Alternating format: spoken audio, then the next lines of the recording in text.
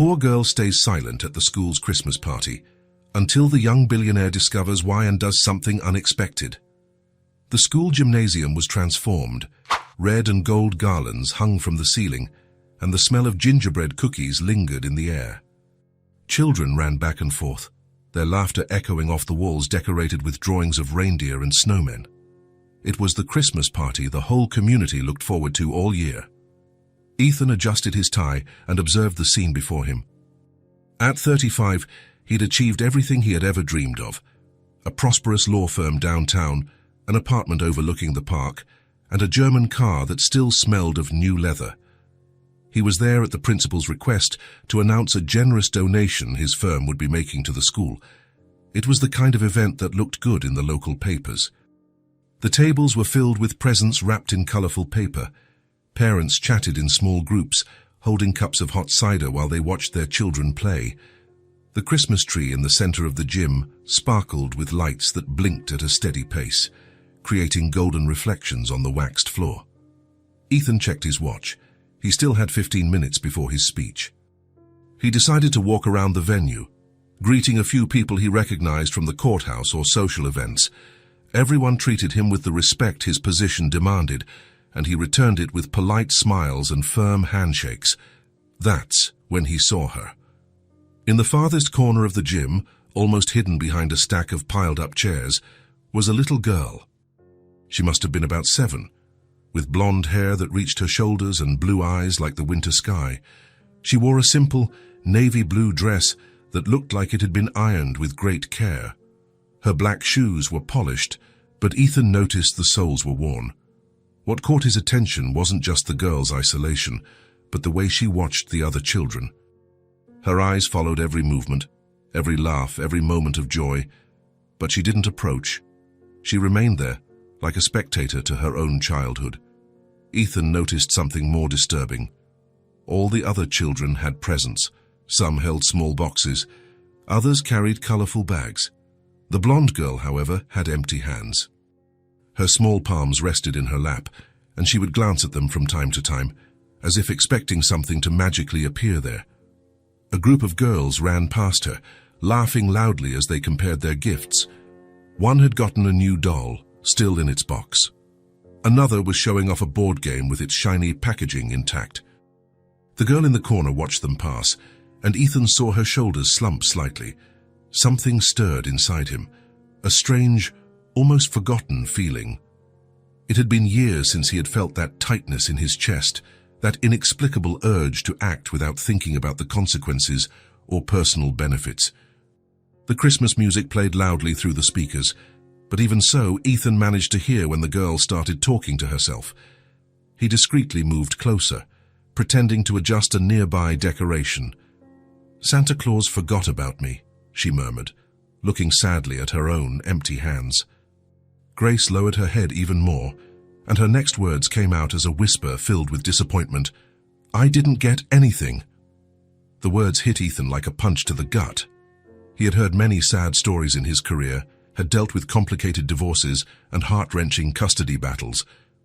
But something in that little girl's voice, in the pure and simple sadness of her words, completely disarmed him. She wasn't crying loudly. She wasn't being dramatic or seeking attention. She was simply verbalizing, with the cruel honesty that only children possess, the fact that she had been forgotten, that she wasn't important enough for Santa Claus to remember her. Ethan looked around, searching for the girl's parents.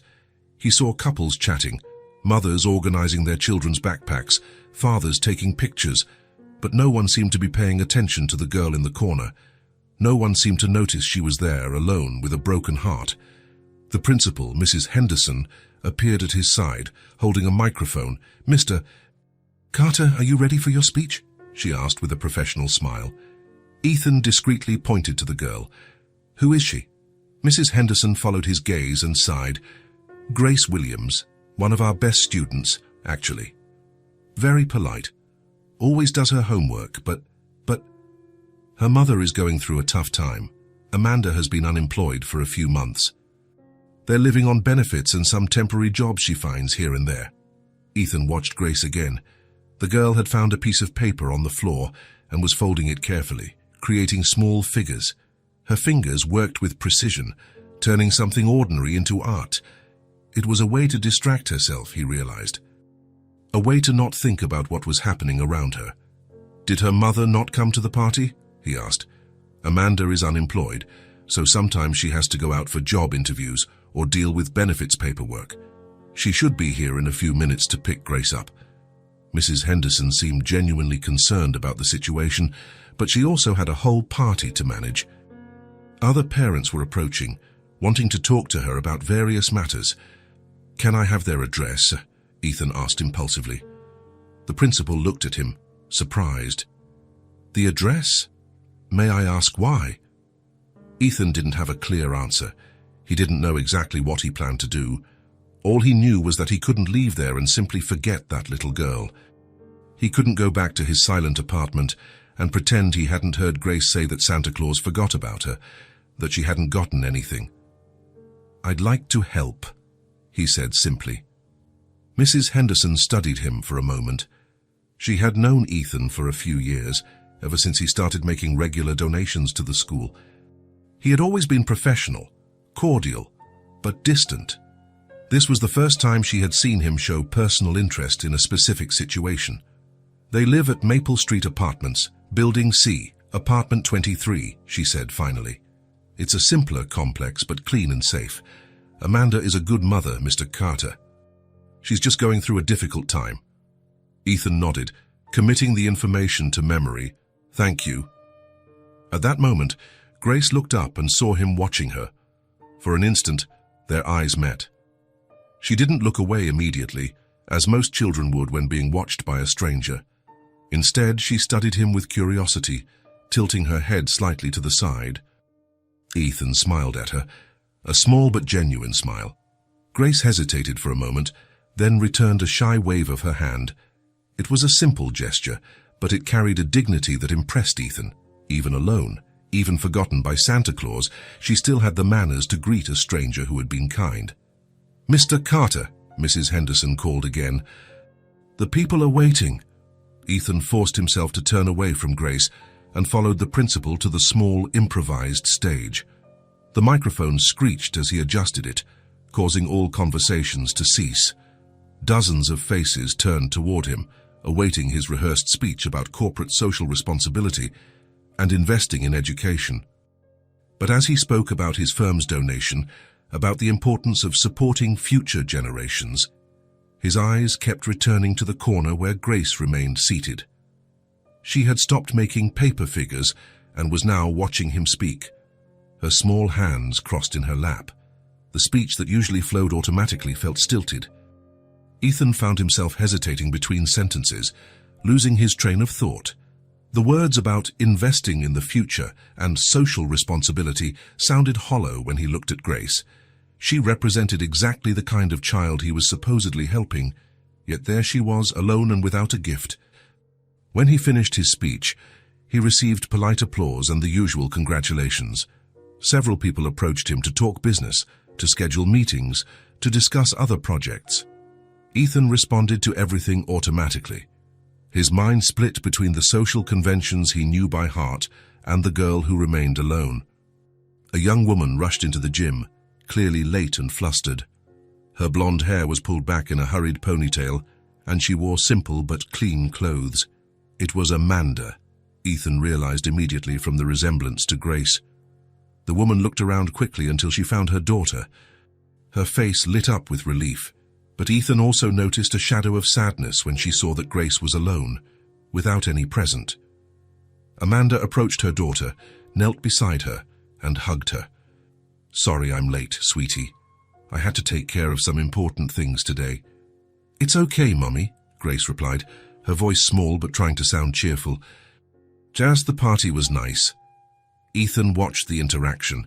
There was so much love between mother and daughter, so much tenderness in that simple hug, but there was also an unspoken sadness, an awareness that this party would be different from the others, that they would go home empty-handed while other families carried bags full of presents.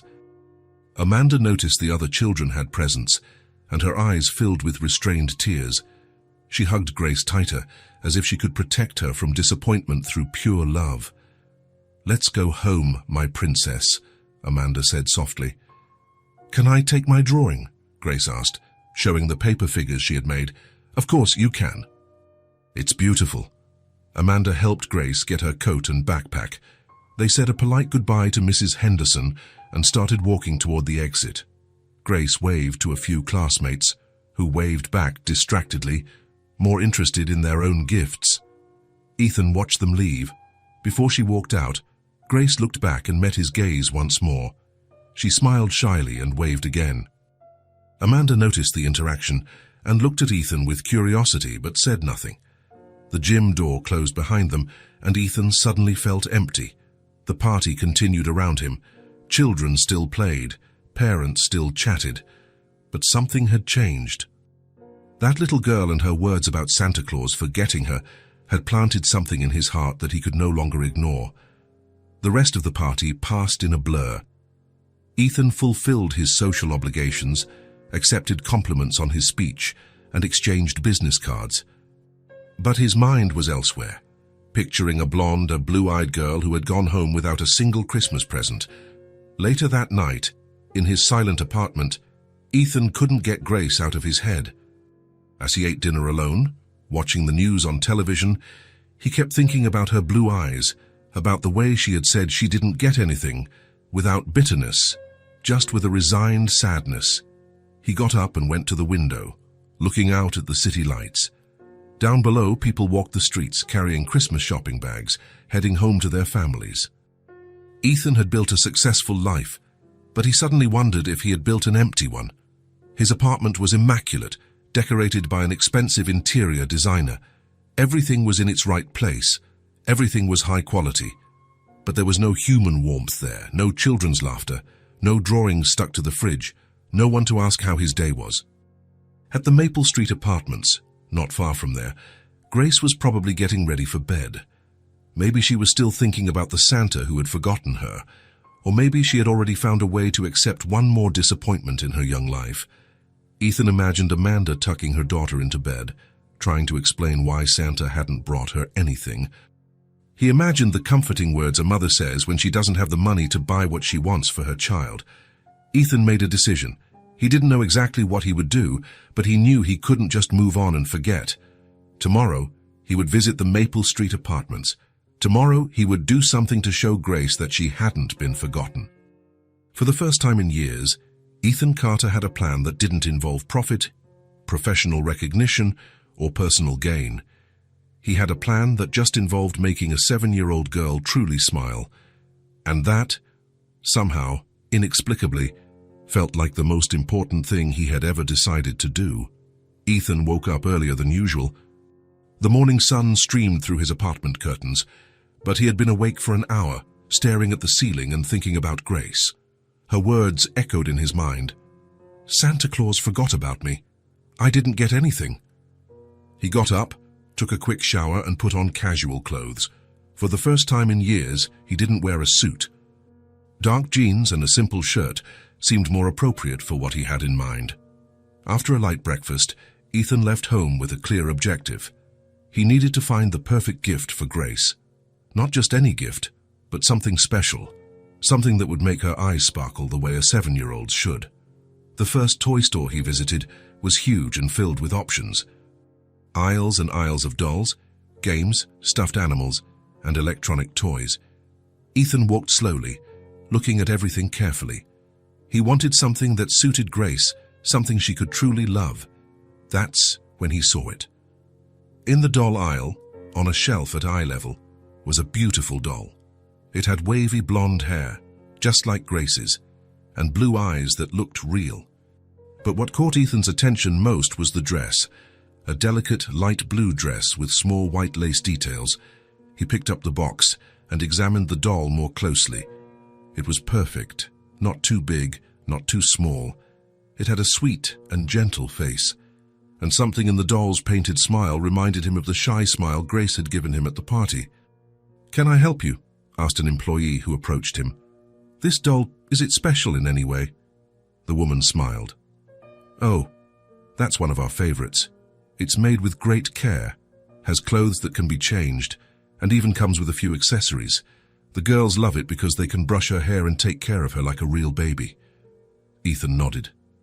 It was exactly what he was looking for. I'll take this one. Would you like it gift wrapped? Yes, please. It's for a very special little girl. While he waited for the gift to be wrapped, Ethan thought about how he would introduce himself to Amanda. He couldn't just show up at their door like a stranger bearing gifts. He needed an explanation that made sense, one that wouldn't frighten Grace's mother. The employee returned with the box wrapped in gold paper with red ribbons. It looked beautiful, exactly as a Christmas present should. I'm sure she'll love it, the employee said. Ethan hoped so. The Maple Street apartments were just as Mrs. Henderson had described, simple, tall, but clean and safe.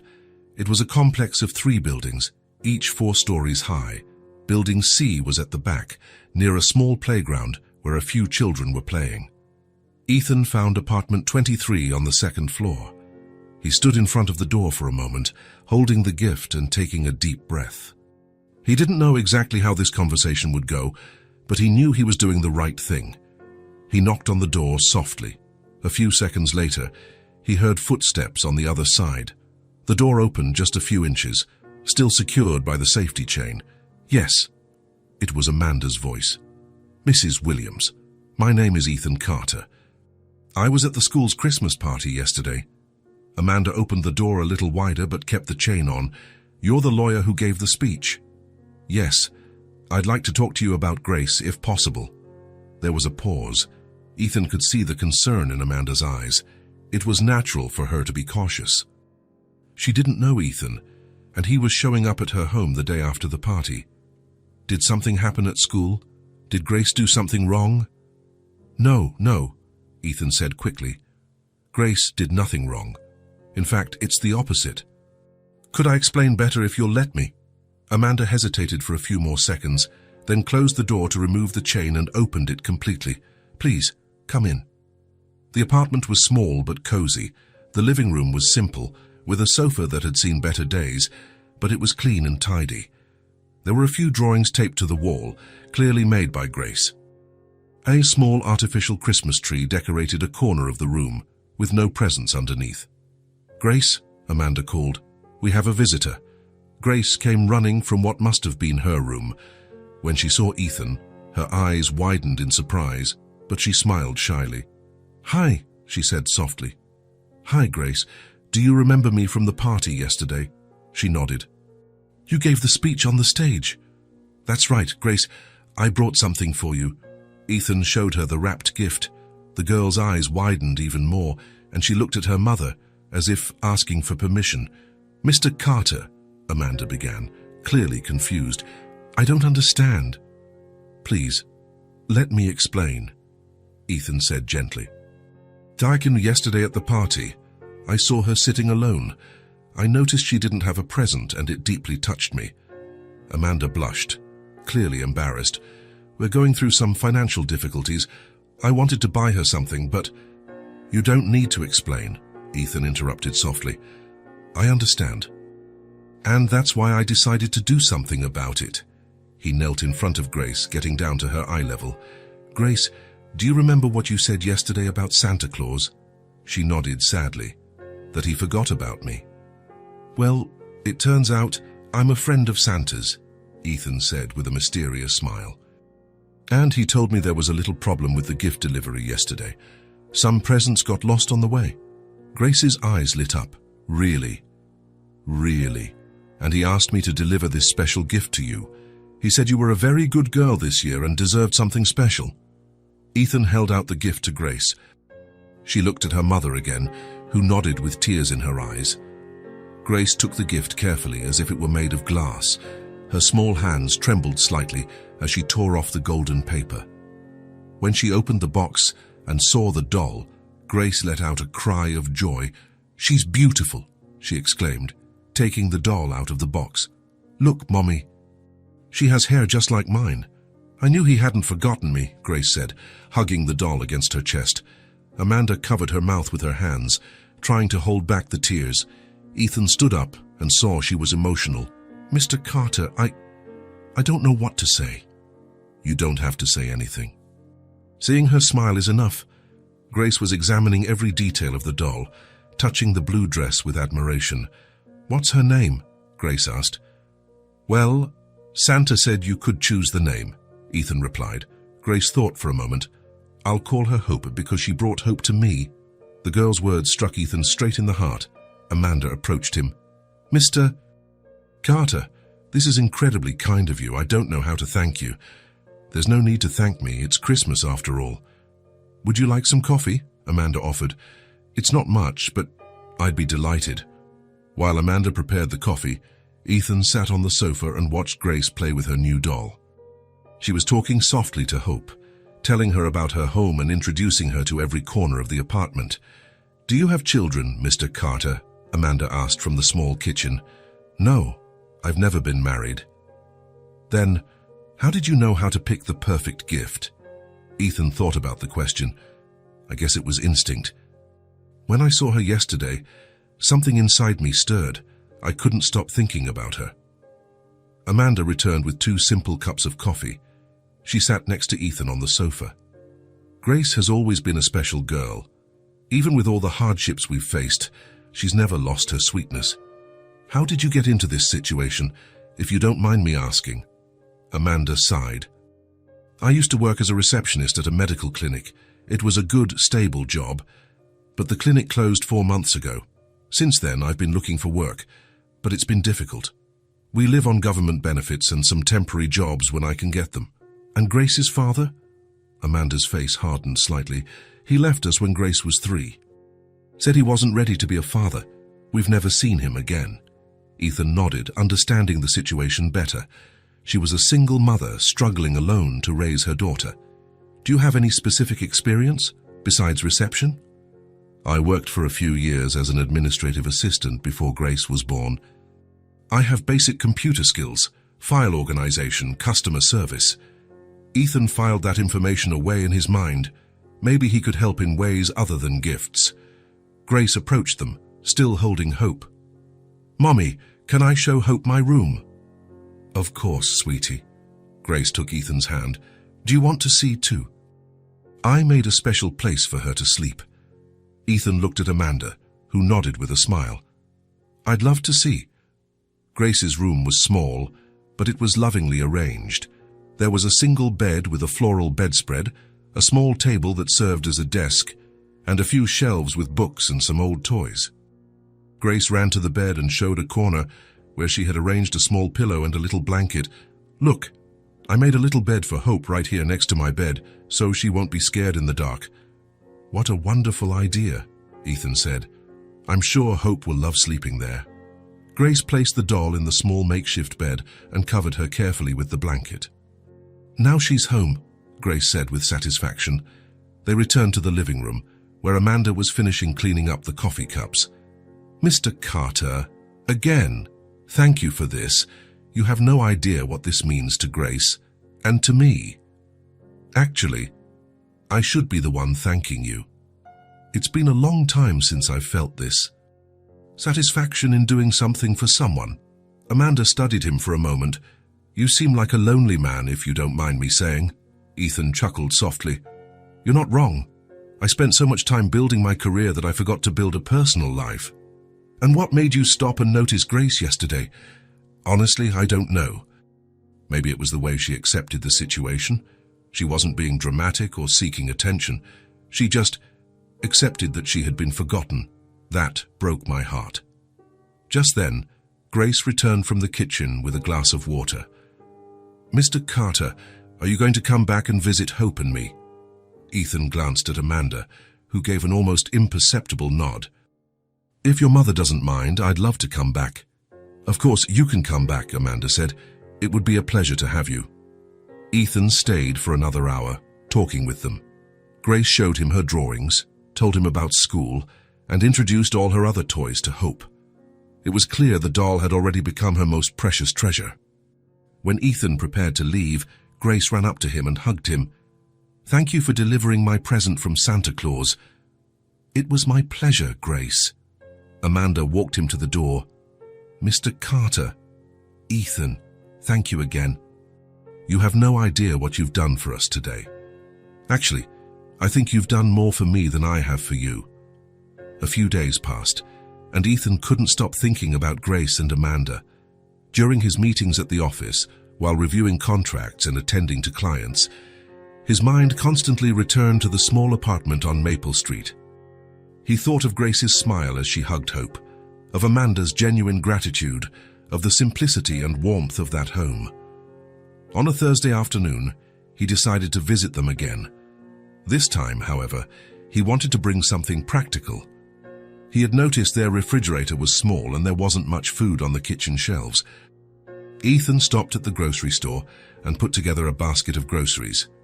Fresh fruit, milk, bread, some canned goods, cereal, and a few special treats like cookies and juice. He didn't want to overdo it and make Amanda feel like it was charity, but he wanted to help in a practical way. When he arrived at apartment 23, he knocked on the door and waited. He heard running footsteps on the other side. "Mommy, it's Ethan!" Grace shouted excitedly. The door opened and Grace appeared with a huge smile, holding Hope. "Ethan, you came back!" "Hi, Grace. Of course I came back. I promised I'd visit you and Hope, didn't I?" Grace took his free hand, practically dragging him into the apartment. "Come see. I made a new bed for Hope, and she already has 3 different dresses." Amanda appeared from the kitchen, drying her hands on a dish towel. "Ethan, what a nice surprise. Please, come in." "I brought a few things," he said, showing her the basket of groceries. Amanda's face changed slightly, as a mix of gratitude and embarrassment. "Ethan, you didn't have to." "I know I didn't have to. I wanted to."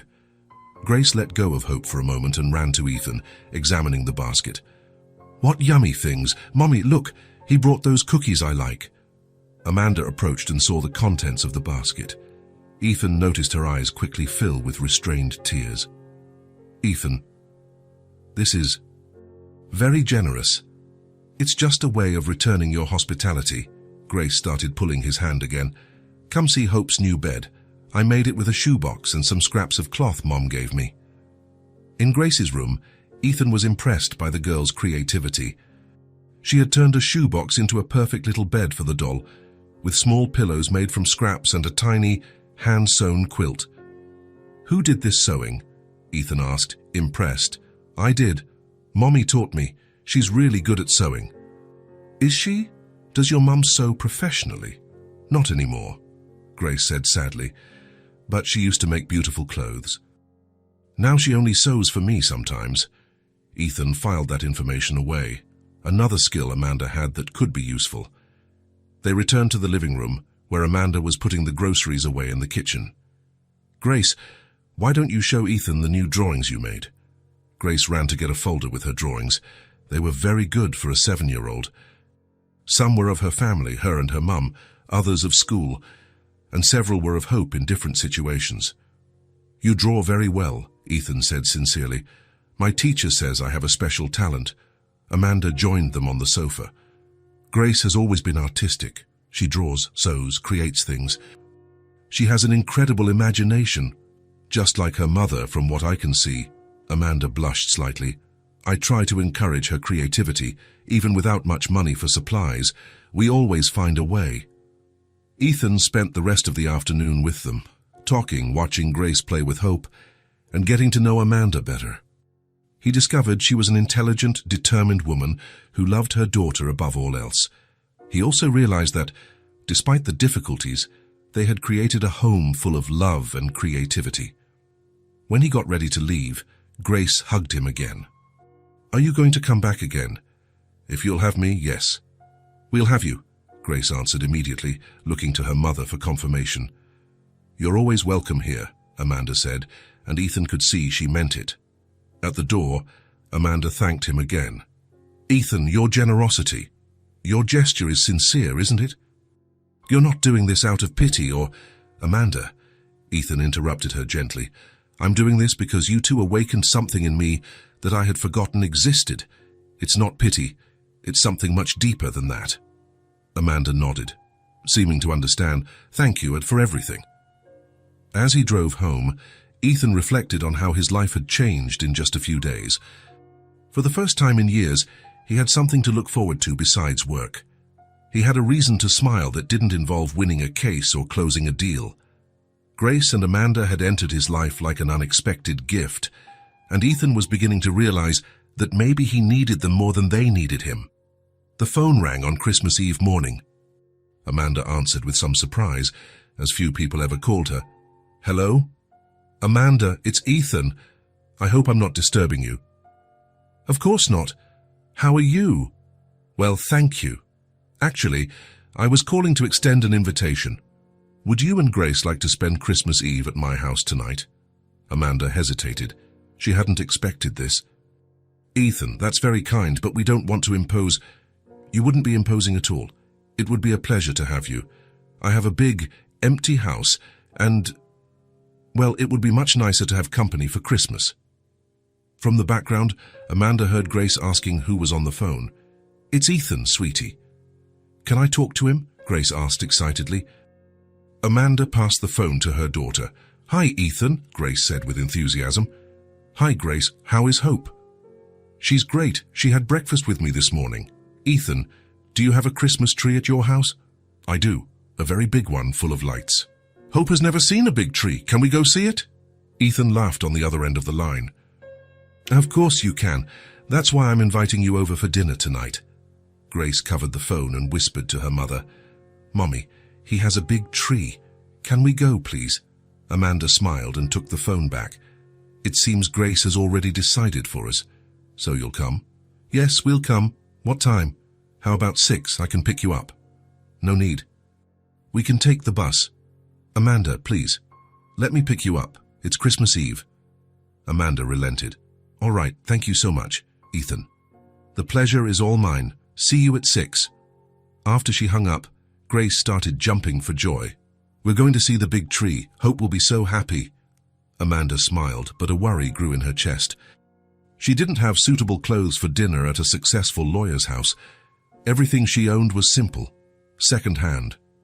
But Grace was so excited that she didn't have the heart to cancel. For the rest of the day, Grace was restless with anticipation. She gave Hope a bath, brushed the doll's hair, and chose the prettiest dress for her to wear on the special occasion. At 6 o'clock sharp, Ethan knocked on the door. When Amanda opened it, he was holding a small bouquet of flowers. "For you," he said, handing the flowers to Amanda. "Ethan, you shouldn't have." "I wanted to. It's Christmas." Grace came running, holding Hope. She was wearing her best navy blue dress, the same one from the school party. "We're ready," she announced. "You both look beautiful," Ethan said sincerely.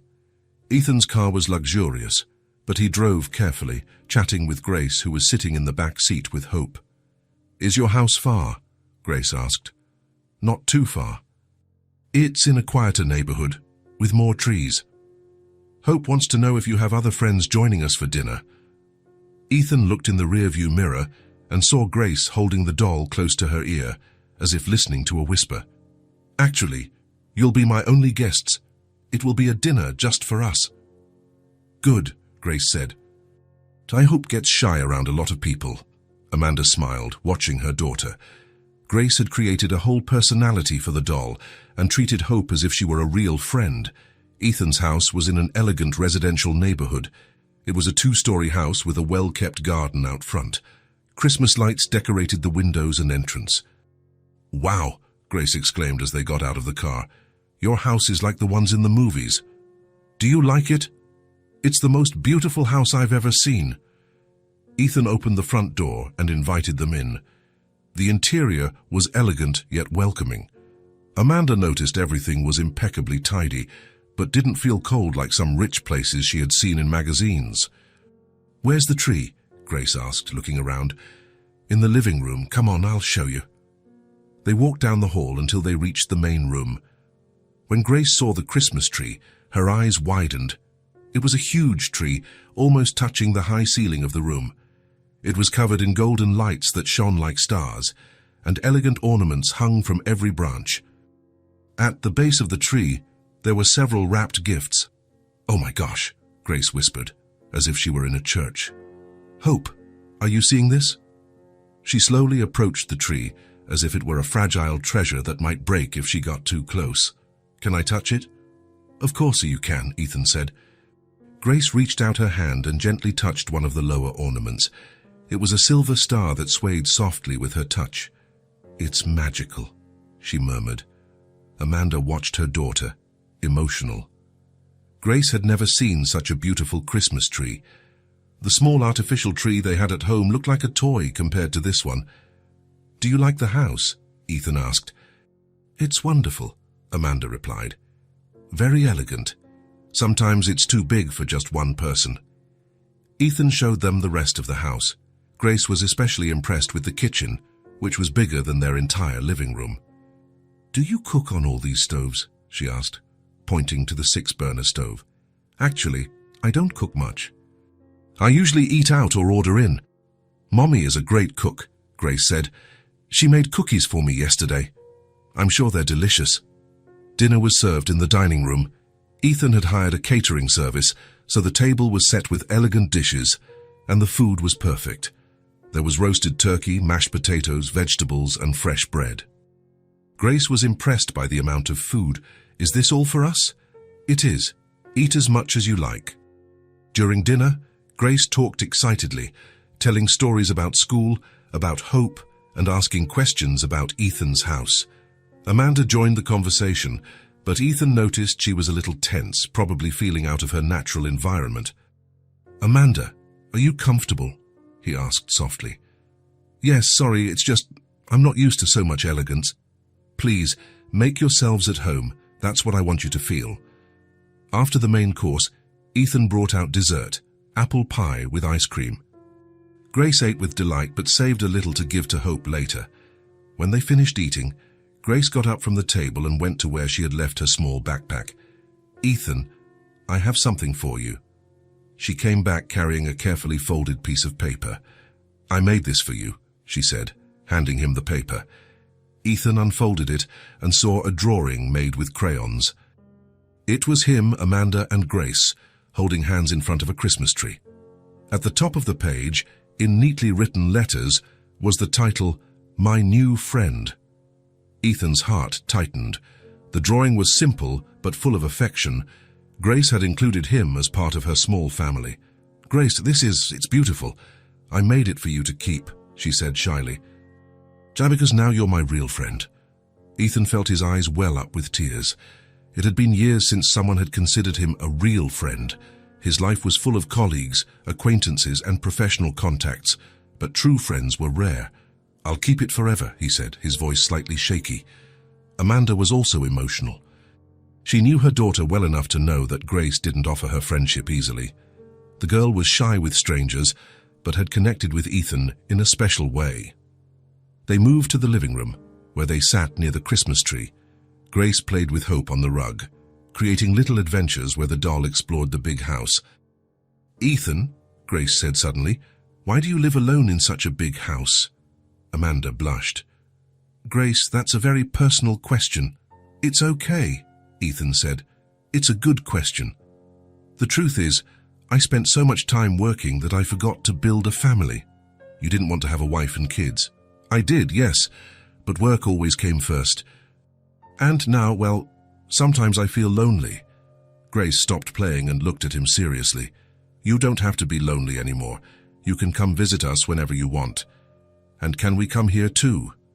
Ethan looked at Amanda, who nodded with a smile. Of course you can. You're always welcome here. Around 9 o'clock, it started to snow. Just a few flakes at first, but it quickly turned into a heavy snowstorm. Ethan looked out the window with concern. It's snowing very heavily. Maybe it would be best if you spent the night here. Amanda got up and went to the window. The snow was falling hard, and there was already a thick layer on the ground. We don't want to impose... Amanda, please. I have plenty of rooms, and it would be dangerous to drive in this snow. Grace jumped for joy. We can sleep at Ethan's house. How cool. Hope will love it. Amanda saw she had no choice. The snow really was too heavy to risk a trip back. If you're sure it's no bother. I am absolutely sure. Ethan showed them to the guest room. It was spacious and comfortable, with a double bed and an armchair where Grace could settle in with pillows and blankets. It's perfect, Amanda said, I'll get you some clean clothes to use as pajamas. Ethan brought one of his shirts for Amanda and a smaller shirt for Grace. They were too big, but they would work for sleeping. Thank you for everything, Ethan. This has been the best Christmas Eve Grace has ever had. And for me too, he replied sincerely. When Grace was settled in the armchair with Hope, she called out to Ethan, Ethan. Yes? Thank you for letting us sleep at your house and for being our friend. Thank you for making my house less lonely. Grace smiled and snuggled up with Hope. In a few minutes, she was fast asleep. Amanda and Ethan talked quietly for a few minutes. She really likes you, Amanda said. Grace doesn't get attached to people easily.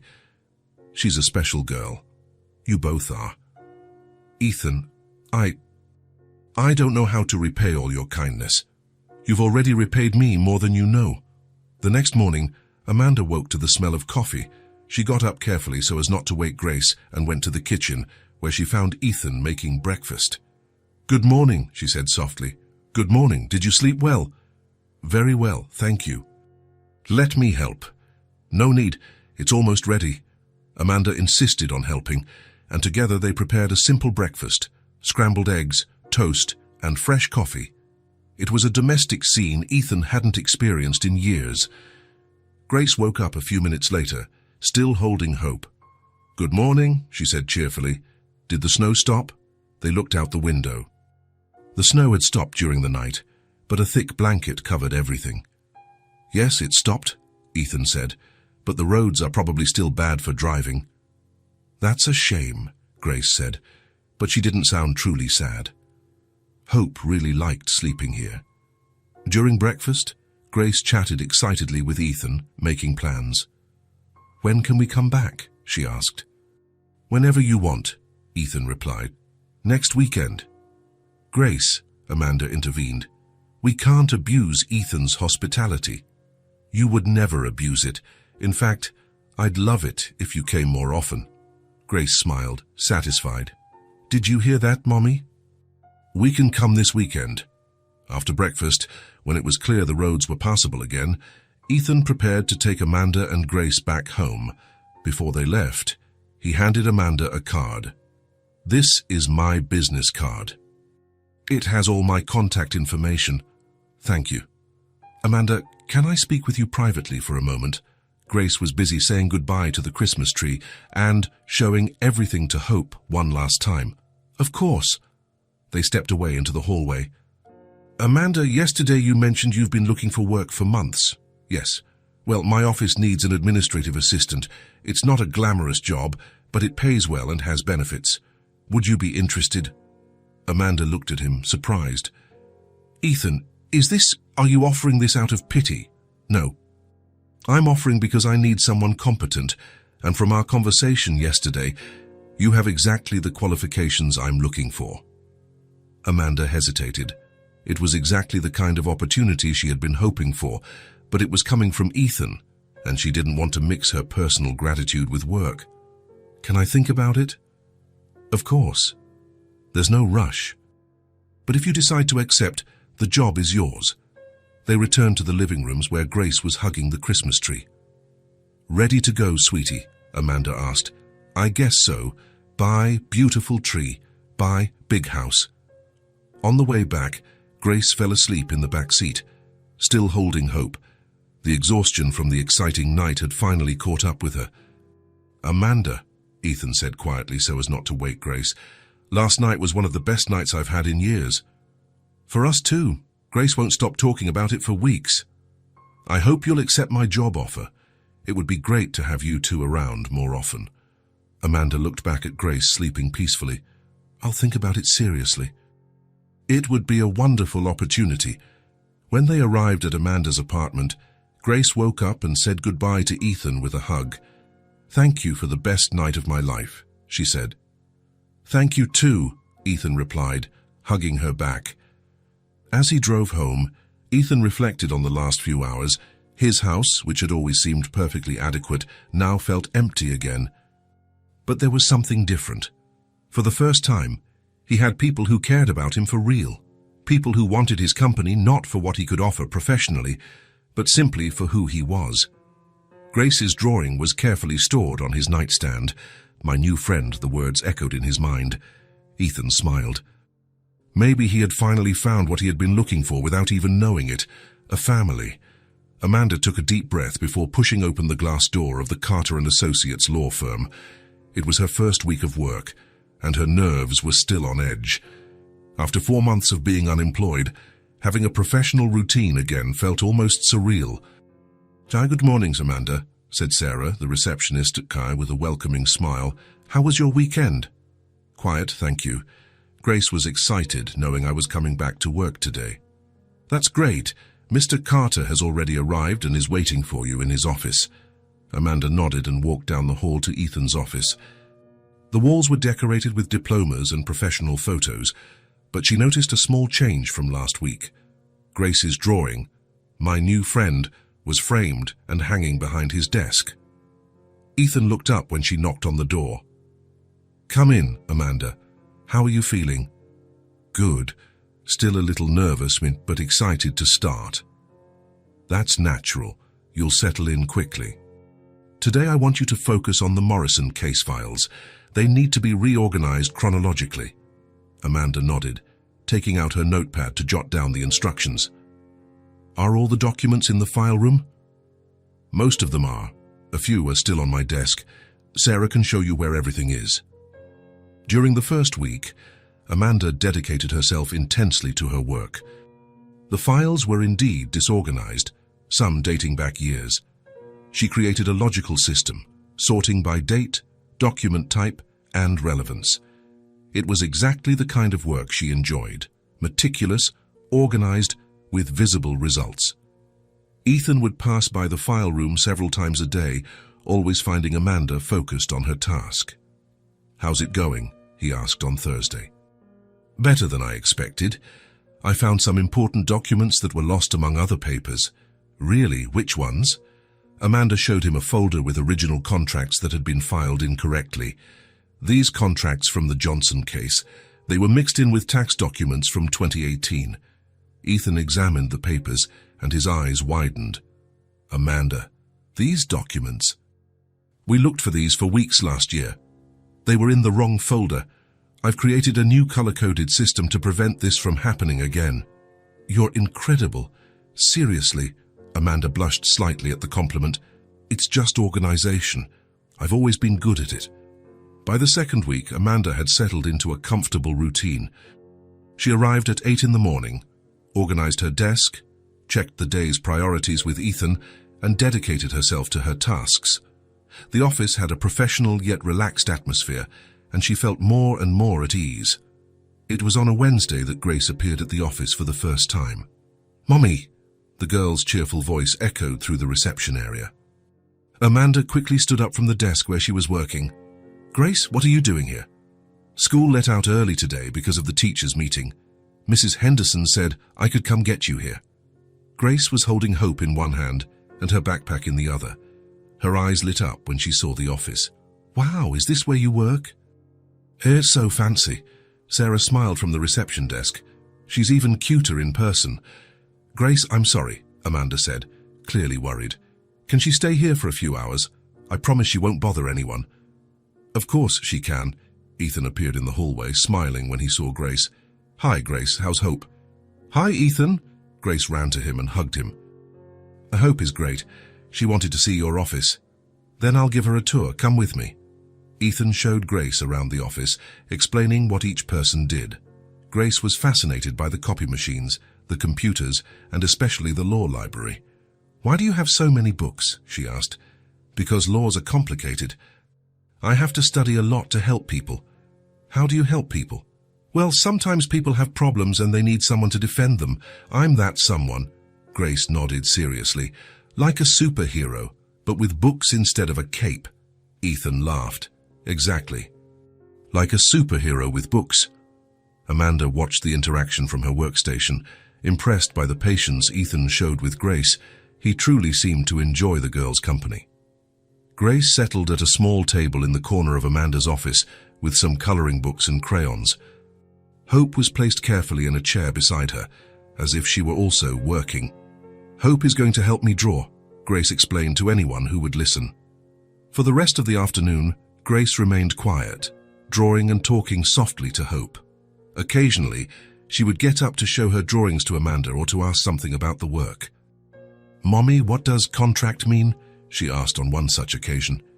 "It's an agreement between people, like when you promise to clean your room in exchange for ice cream." "Oh," Grace went back to her drawings, seemingly satisfied with the explanation. Around 4 in the afternoon, Grace approached Ethan's desk where he was focused on some documents. "Ethan." "Hi, Grace. What's up?" "I made a drawing for you." She handed him a sheet of paper where she had drawn the office. There were figures representing Amanda, Ethan, Sarah, and even herself with Hope.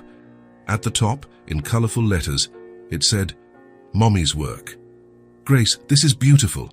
Thank you. Can I tape it to your office wall?" "So you'll remember us when we're away." "Of course you can." Ethan taped the drawing on the wall next to "My New Friend." Grace beamed with pride seeing her 2 works of art on display. From that week on, Grace started showing up at the office occasionally. Always well behaved, always with Hope, always bringing drawings or little gifts she made at school. Amanda initially worried that Grace might be a bother, but she soon realized that everyone in the office loved the girl's presence. Sarah always kept some treats at her desk for when Grace appeared. The other lawyers in the office would stop to chat with her and see her drawings. "She lights up this place," commented Marcus, one of the partners, one afternoon when Grace was coloring at Amanda's desk. "True," agreed Jennifer, another lawyer. "I've never seen Ethan smile so much." And it was true. Grace's presence transformed the atmosphere of the office. Ethan, who had always been cordial but distant with his employees, began to show more interest in the people around him. He would ask about his colleagues, families, remember birthdays, and participate more in casual conversations.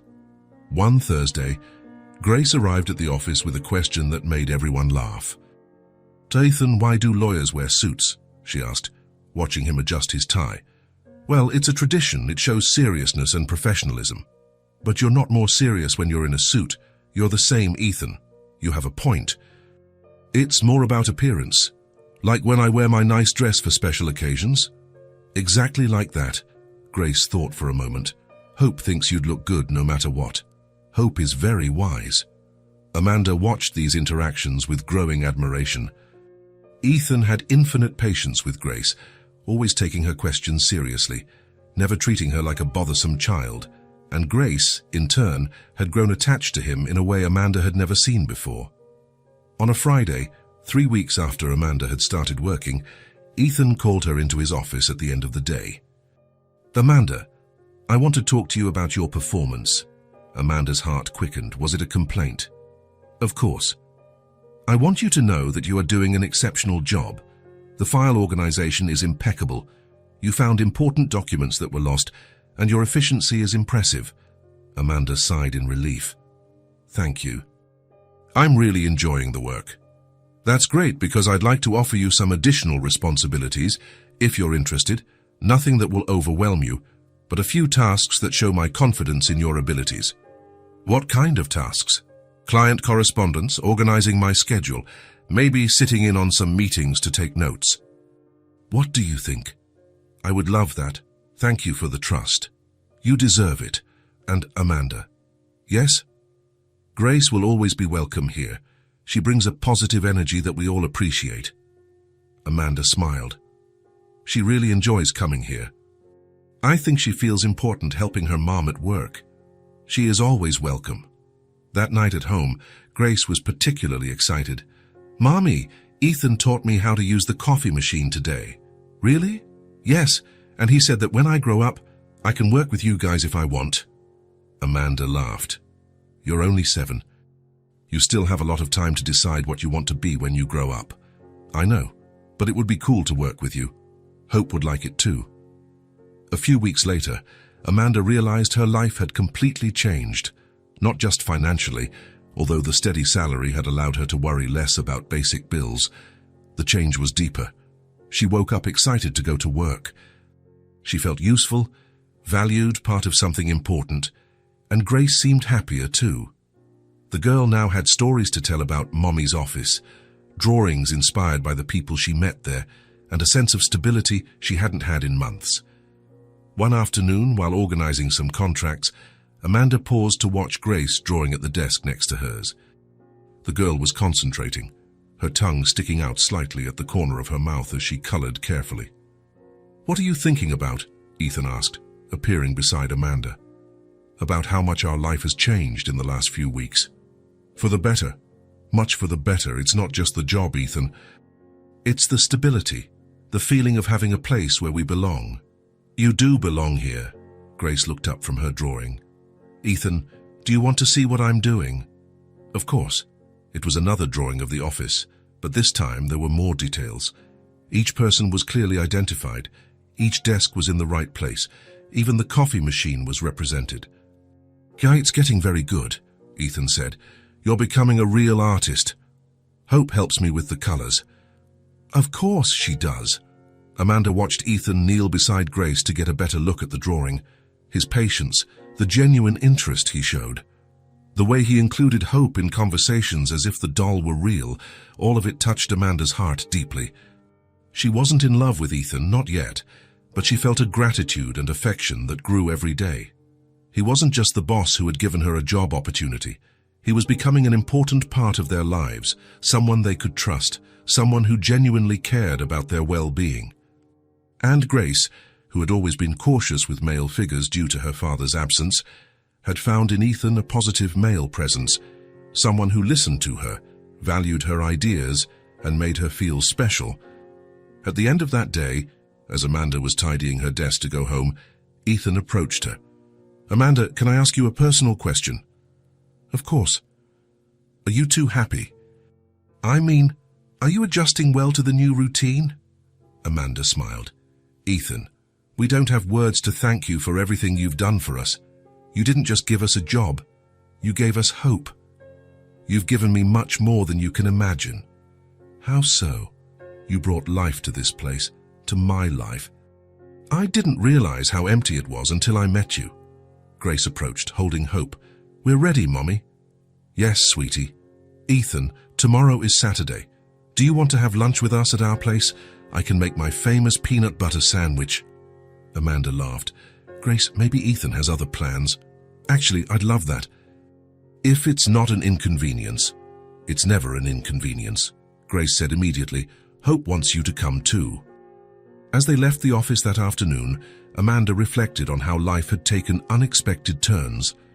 A few months ago, she was unemployed, worried about the future, watching Grace grow up without the opportunities she wanted to provide. Now she had a job she loved, in an environment where she felt valued. Grace was thriving, more confident, happier, and Ethan had become an essential part of their lives in a way she could never have imagined.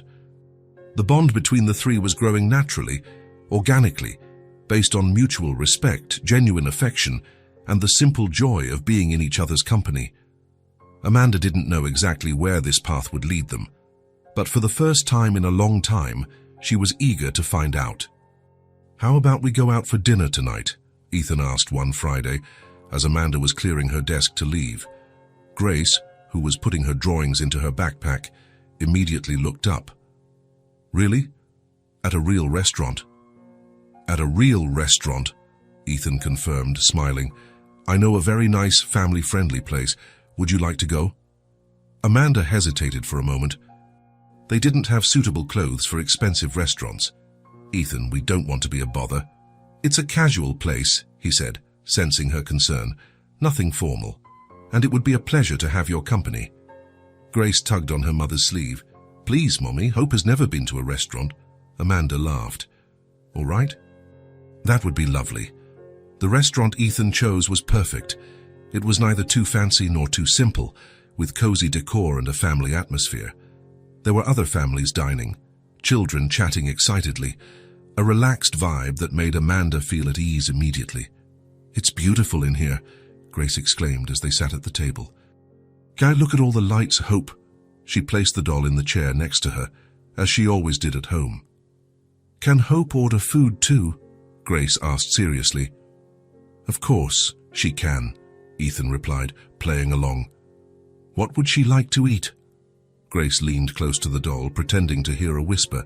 She said she wants spaghetti. It's her favorite food. Excellent choice, said the waiter, who had approached just in time to hear the conversation. And for the real little girl, Grace laughed. Spaghetti too, please. Amanda ordered a chicken salad, and Ethan chose a salmon dish. While they waited for their food, they talked about everything and nothing. Ethan, Grace began, fiddling with her napkin, do you have a family? Amanda tensed slightly at her daughter's direct question. Grace, that's very personal. It's okay, Ethan said softly. I have a father, but we haven't spoken in a long time. Why? Grace asked with the innocent curiosity of children. Well, sometimes adults argue and stop talking for a while. That's sad, Grace said, nodding seriously. Do you miss him? Ethan paused for a moment, clearly touched by the question. Sometimes, yes. Then why don't you call him? Grace, Amanda intervened gently. Sometimes situations are more complicated than they seem. I know, Grace said.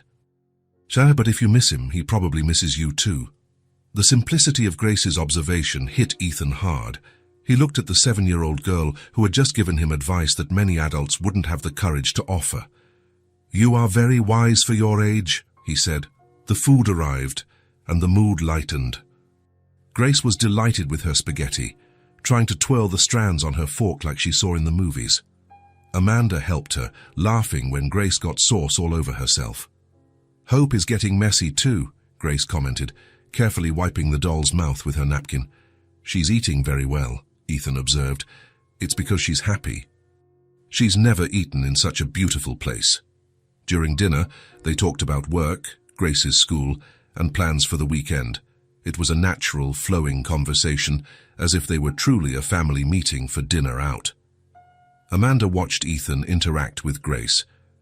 He listened to the girl's every word with genuine attention, answered her questions with patience, and included hope in the conversation as if it were natural. There was nothing forced or artificial in his behavior. My tummy is full, Grace announced, leaning back in her chair. Do you want dessert? Ethan asked. Grace's eyes lit up. Can I choose? Of course. Grace examined the dessert menu seriously, consulting Hope in whispers. Hope wants chocolate ice cream, but I want strawberry pie. Can we share both? Of course you can. When the desserts arrived, Grace insisted that everyone try a little of each. That way everyone is happy, she explained. Amanda tried the ice cream and made a funny face. It's so cold, Grace laughed out loud. Mummy, you always make that face with ice cream. Ethan watched the interaction between mother and daughter, the obvious love between them, the ease with which they played with each other. It was something he had never experienced in his own childhood. You two are very close, he commented. Mommy is my best friend, Grace said simply. Well, her and Hope. And you're mine, sweetie, Amanda replied, kissing the top of Grace's head. Ethan felt a pang of something he couldn't immediately identify. It wasn't envy, exactly. It was more like a longing for something he had never had. After dinner, they walked slowly to the car. Grace was tired but happy, holding Hope with one hand and Ethan's hand with the other. This was the best dinner of my life, she said. Hope thought so too. It was special for me too, Ethan said, and it was true. In the car, Grace quickly fell asleep in the back seat, still hugging Hope. Amanda and Ethan drove in comfortable silence for a few minutes. Ethan, Amanda said softly, thank you for tonight. Grace will be talking about this for weeks. I should be thanking you. It's been a long time since I felt so relaxed. How so? Ethan stopped at a red light and turned to look at her.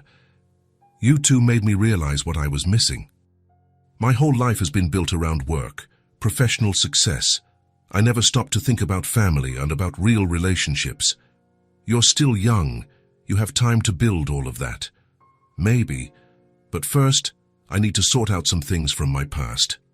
Amanda watched him with curiosity but didn't press. If he wanted to talk about it, he would when he felt ready. When they arrived at Amanda's apartment, Ethan carried a sleeping Grace in his arms up to the apartment. The girl mumbled something about chocolate ice cream on the way, making them smile. Let me put her to bed, Amanda said quietly. Ethan waited in the living room while Amanda tucked Grace in. When she came back, he was still there, looking at Grace's drawings taped to the wall. "She really has talent," he said. "She does. She's always been creative." They stood in the small living room, a comfortable silence between them. "Can Amanda," Ethan began, his voice more serious, "can I tell you something?" "Of course." "Tonight, at the restaurant, watching you two, I felt like part of a family for the first time in my life." Amanda's heart beat a little faster. "Ethan, let me finish," he said softly. "You have opened my heart. But to move forward, I need to resolve old hurts that I carry with me." "What kind of hurts?" Ethan sighed. "My father, our relationship ended very painfully. He did things that deeply hurt our family. My mother never recovered, and I carried that anger for years." Amanda moved a little closer. "Do you want to talk about it?" "Not today. But I need to resolve this situation before I allow my feelings for you to grow any more than they already have." Amanda nodded, understanding. "You'll do what you need to in your own time. Thank you for understanding." Ethan headed for the door but stopped before leaving. "Amanda." "Yes, tonight was perfect. You are a beautiful family, and any man would be lucky to be a part of it." "Ethan," but he was already gone, leaving Amanda alone in the living room with her heart pounding and a feeling that something important had changed between them that night. She went to the bedroom to check on Grace, who was sleeping soundly, hugging Hope. On the little girl's face was a small smile, as if she were still dreaming of the special dinner. Amanda gently touched her daughter's forehead. They had truly found something special in Ethan, but she understood that he needed to resolve his past before he could build a future with them, and she was willing to wait. Ethan stood in front of the house for almost 10 minutes. It was a simple one-story house with a small front garden that showed signs of care but also of age. The flowers were planted lovingly, but there was a sadness in the air he could feel even from the outside. He hadn't set foot there in 8 years. Grace's words echoed in his mind. If you miss him, he probably misses you too. The simplicity of the girl's observation had haunted him for days, until he finally decided to do something about it. He took a deep breath and walked to the door. His hands trembled slightly as he pressed the doorbell. Slow footsteps approached from the other side of the door. When it opened, Ethan came face to face with his father for the first time in 8 years. Robert Carter had aged visibly. His hair, once just graying, was now completely white. There were deep wrinkles around his eyes and a slump in his shoulders that hadn't been there before. But it was the eyes that shocked Ethan the most. There was a sadness there, a melancholy that seemed to have taken up permanent residence. "Ethan!" Robert's voice came out as a disbelieving whisper. "Hi, Dad." For a moment, they just looked at each other. Robert looked as if he were seeing a ghost. You really came. Come in, please, come in." The house was exactly as Ethan remembered, but smaller. Or maybe he had grown, and his memories had made the place seem bigger. The family photographs still decorated the walls, including many pictures of Ethan as a child and teenager. "Can I get you some coffee?" "Tea?" Robert asked, clearly nervous. "Coffee is fine." While Robert made coffee in the kitchen, Ethan walked through the living room. He stopped in front of a photo of himself on his law school graduation day. Robert had been there, proud, smiling. That was before everything fell apart. "I saved all the newspaper clippings about you," Robert said, returning with 2 cups. "About your cases, your victories in court." "I was always proud." "You had no right to be proud," Ethan said, his voice harsher than he intended. Robert looked down. "I know." They sat in opposite armchairs, a heavy silence between them. Ethan noticed there was only one dirty cup on the coffee table, only one worn spot on the sofa. His father was living there alone, probably had been for years. "Why did you come?" Robert finally asked. "Good question," Ethan said, taking a sip of coffee. "I met a girl, a little 7-year-old girl. She asked me a simple question that I couldn't stop thinking about." Robert waited.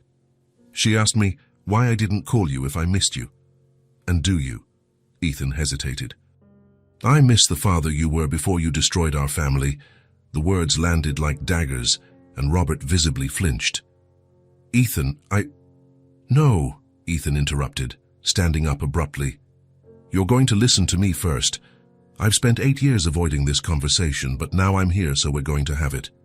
Robert nodded silently. Your betrayal drove Mom to depression, and to her death, Ethan said, his voice breaking slightly. I couldn't forgive you. That's why I stayed away. The words hung in the air like toxic smoke. Robert covered his face with his hands, and Ethan could hear a muffled sound that took him a moment to realize was sobbing. Do you think I don't know that?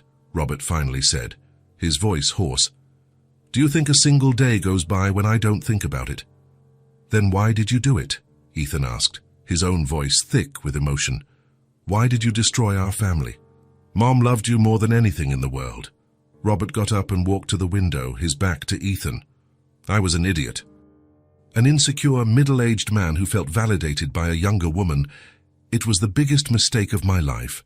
That's no excuse. It's not an excuse, Robert agreed, turning to face his son.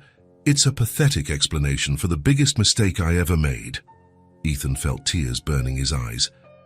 For years, he had imagined this conversation, had rehearsed what he would say, how he would confront his father. But now, seeing the broken man before him, the words seemed inadequate. I loved her, Robert continued, his voice breaking. Your mother was everything to me, but I was weak, selfish, and when she found out, she never recovered, Ethan finished. No. And neither did I. Robert walked to a shelf and picked up a photo of his wife. I destroyed the woman I loved most. I carry that guilt every day, but I want to reconcile with you before it's too late. Too late for what? Robert pointed to some medicine bottles on the coffee table. The doctors say I have maybe 2 years. Cancer. Ethan felt as if he had been punched in the stomach. What? I found out 6 months ago. Maybe it's divine justice. Don't say that. Why not? It's true. I killed your mother with my betrayal and neglect. Maybe it's time to pay for it. Ethan sat down heavily on the sofa.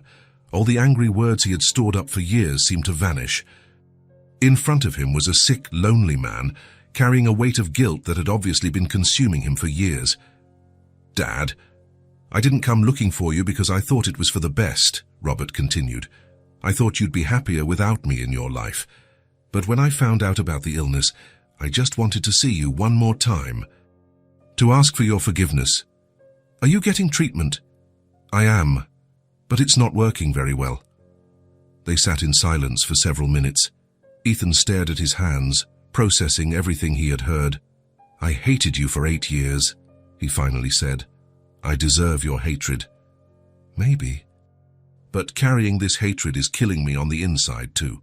Robert looked up, a spark of hope shining in his eyes. Ethan, I know I have no right to ask for anything, but if there's even a small chance you could forgive me, I don't know if I can. I understand, but I can try, Ethan added softly. Robert let out a shaky breath. That's more than I deserve. You're right. It is more than you deserve. But maybe it's not about what you deserve. Ethan stood up and walked to the window. Outside, a family was passing on the sidewalk. Father, mother, and a little girl skipping beside them. The scene made him think of Grace, of Amanda, of how they had changed his perspective on family and forgiveness. Wounded, I've met people who have taught me about second chances, he said, about how holding on to anger only hurts ourselves. Who are these people? Ethan smiled for the first time since he arrived. A brave woman and a 7-year-old girl who is wiser than most adults. Are they special to you? Very special. Robert nodded, understanding there was more to this story than Ethan was letting on. Do they know you came here today? No. This is something I needed to do alone. Are you going to tell them? Ethan thought for a moment. Yes. They deserve to know. Ethan, Robert said hesitantly, do you think someday you could tell me about them, about your life? Ethan looked at his father. There was so much regret in the older man's eyes, so much desire to reconnect, to try to fix what he had broken. Maybe, he said. With time. Time is something I may not have much of. Then let's see how far we can get with the time we have, Robert nodded, tears streaming silently down his face. "Thank you," he whispered, "for giving me this chance." Ethan approached his father and, after a moment's hesitation, hugged him. It was a painful embrace, full of years of hurt but also of a small seed of hope. "I'll try, Dad. I can't promise more than that. It's all I can ask for." When Ethan left the house an hour later, he felt emotionally exhausted. But there was something different, too. The weight he had been carrying on his shoulders for 8 years felt slightly lighter.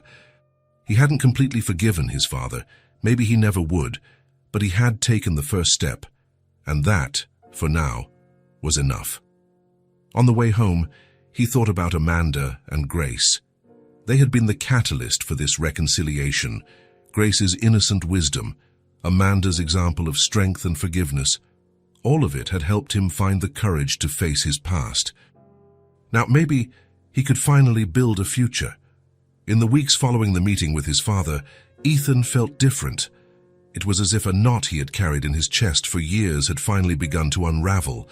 The weight of the anger that had consumed him had lessened, leaving room for other emotions to grow.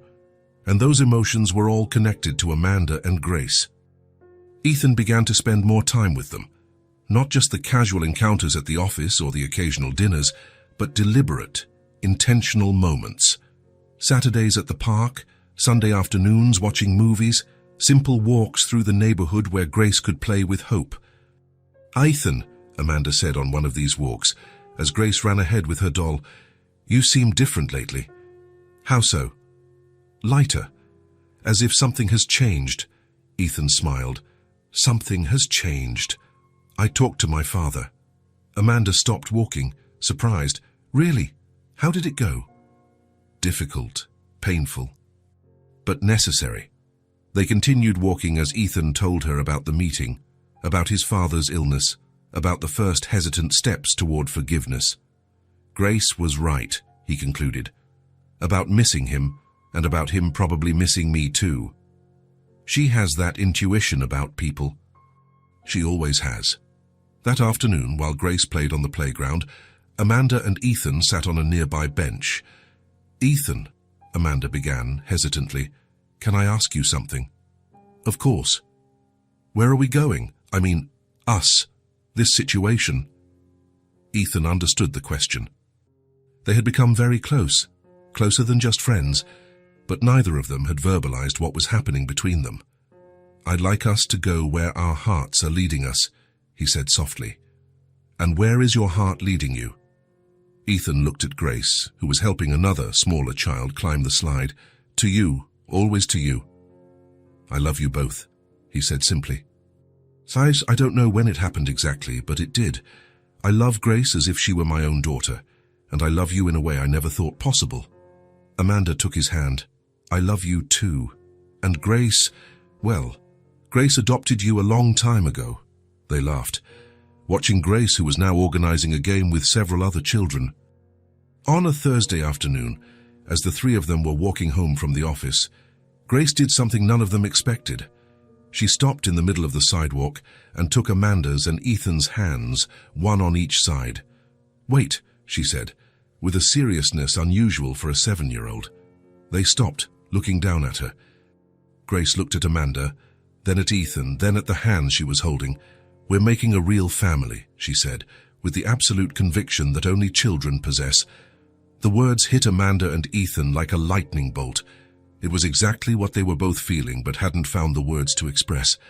Amanda felt her eyes fill with tears. Grace, it's true, isn't it?" Grace continued, looking between the two adults. "We love each other, we take care of each other, we're always together. Isn't that what a family is?" Ethan knelt to get on Grace's level, still holding her small hand. "That's exactly what a family is," he said, his voice slightly hoarse with emotion. "And so are we a real family now?"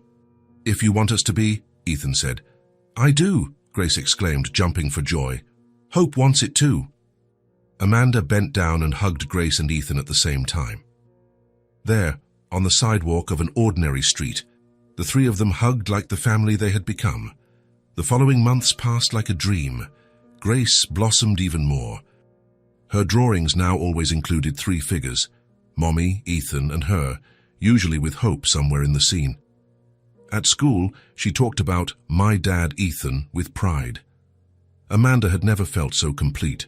She had spent years raising Grace alone, being strong out of necessity. Now with Ethan, she could share responsibilities, she could be cared for while she cared for others. And Ethan had discovered that everything he had worked for, professional success, money, recognition, paled in comparison to coming home and finding Grace doing her homework at the kitchen table while Amanda cooked dinner.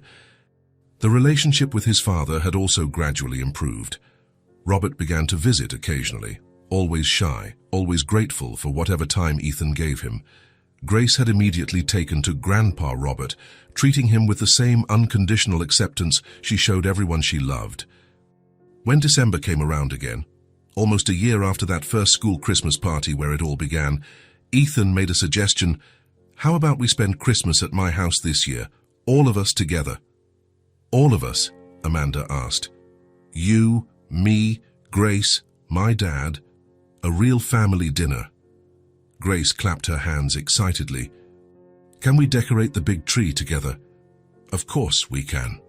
On Christmas Eve, they gathered at Ethan's house. Amanda had officially moved in a few weeks earlier. Her things had blended naturally with Ethan's, and Grace had transformed one of the guest rooms into her own space. They started by decorating the Christmas tree. Robert had arrived early, bringing ornaments that had belonged to Ethan's mother, stored for years in dusty boxes. "Your mother would have loved to see this," Robert said softly, watching Ethan help Grace place a golden star on a high branch. "She would have loved Grace," Ethan agreed. Grace was in her element, directing the decorating with the seriousness of an art director.